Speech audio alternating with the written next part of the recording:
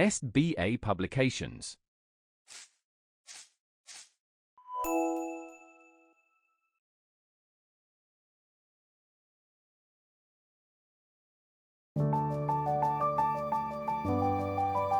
नमस्कार प्यारे बच्चों, कैसे हैं आप सभी लोग। आशा करती हूँ आप सभी लोग अपने अपने घरों में स्वस्थ होंगे। मैं विनीता नौटियाल और मेरे साथ आज आप सीखने जा रहे हैं आपका विषय मात्राएं, जो आपके पाठ 3 में से लिया गया है। तो आइए शुरू करें। तो बच्चों, आज हम सीखेंगे मात्रा का अर्थ, स्वरों व चिन्हों का प्रयोग। ठीक है, मात्राओं का क्या अर्थ होता है और स्वर और चिन्ह कुछ होते हैं हमारे, उनका प्रयोग हम कैसे करते हैं। आइए पढ़िए और समझिए। चल अब घर अमन। अब आप देखेंगे कि आपको इस वाक्य में किसी भी स्वर की आवाज नहीं आ रही। ठीक है, चल अब घर अमन। अब आगे देखिए, गाजर खाकर कर नमन। गाजर, ग आ ख आ, मतलब आ का स्वर आपको यहाँ सुनाई दे रहा है और ये है आपकी आ की मात्रा। अब मिलकर साथ रहना। मिलकर, मिलकर छोटी ई और इसमें आवाज भी किसकी आ रही है, छोटी ई की आ रही है। ठीक है ना, तो ये हुआ आपका छोटी ई का स्वर। मुरली की धुन बजाकर। अब इसमें आप देखेंगे आपको छोटे ऊ की मात्रा का स्वर आ रहा है। ठीक है, अब है सूरज की धूप खाकर। सूरज मतलब बड़ा ऊ। ठीक है, तो यहाँ पर बड़े ऊ की मात्रा लगी है जो इस प्रकार होती है। पृथ्वी पल पल घूमे। पृथ्वी, री की मात्रा। ठीक है, मृदा का हृदय चूमे। री की मात्रा। सवेरे ना करना देर, मतलब ए की मात्रा। मैदान की करनी सैर, मतलब ए की मात्रा।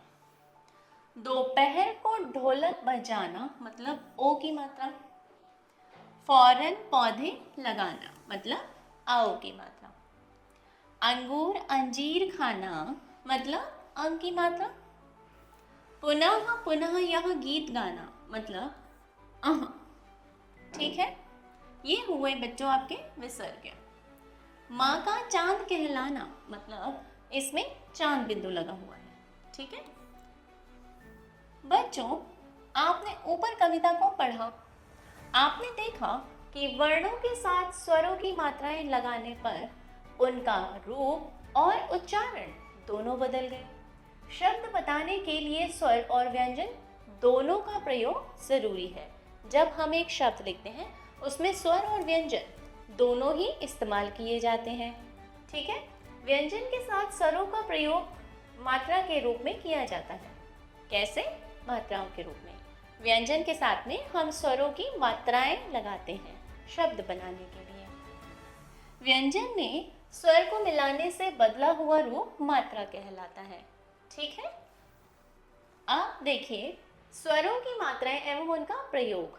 कैसे मात्राओं का प्रयोग किया जाता है? स्वर मात्रा, अ की कोई मात्रा नहीं होती है, तो इसको हम पढ़ते हैं म जमा अ म, यानी म हल महल। आ की मात्रा आ, म आ यानी म, यानी माली।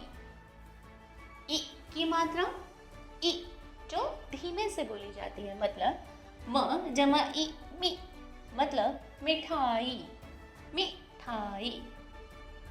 ई की मात्रा मतलब बड़ी ई की मात्रा, जैसे म ई मी, मीटर।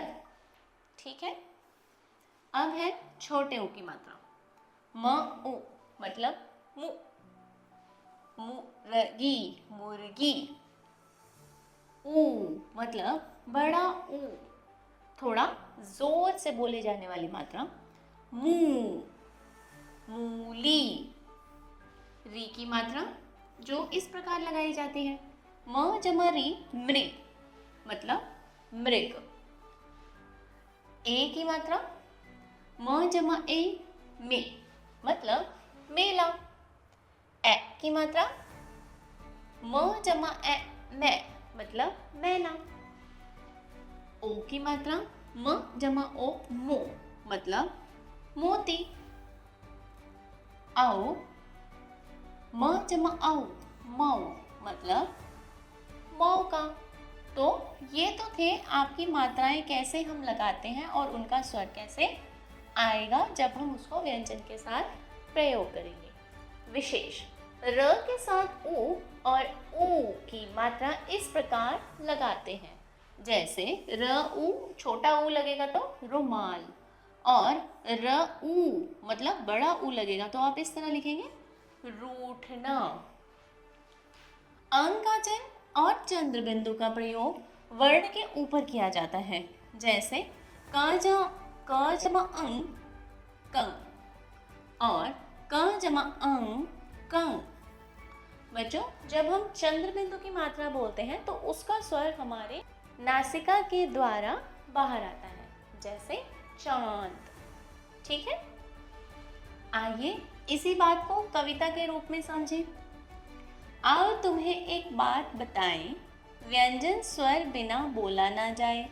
स्वरों की मात्रा साथ लगाएं, तभी वे मिलकर शब्द बनाएं। कुछ और जानें। र में ऊ तथा ऊ की मात्राएं बीच में लगाई जाती हैं, जैसा कि अभी मैंने आपको बताया था। हमने सीखा अ की कोई मात्रा नहीं होती। स्वरों के निश्चित चिन्ह को हम क्या कहते हैं? मात्राएं। अब आपको इसी दिए हुए विवरण की सहायता से अपना अभ्यास पूरा करना है, ठीक है? और अगर आपको कोई भी परेशानी महसूस होगी तो आप अपने वीडियो को दोबारा से देखेंगे और उसके बाद में अपना अभ्यास कार्य करेंगे, ठीक है? हम मिलेंगे आपसे आपकी अगली कक्षा में। तब तक के लिए नमस्कार।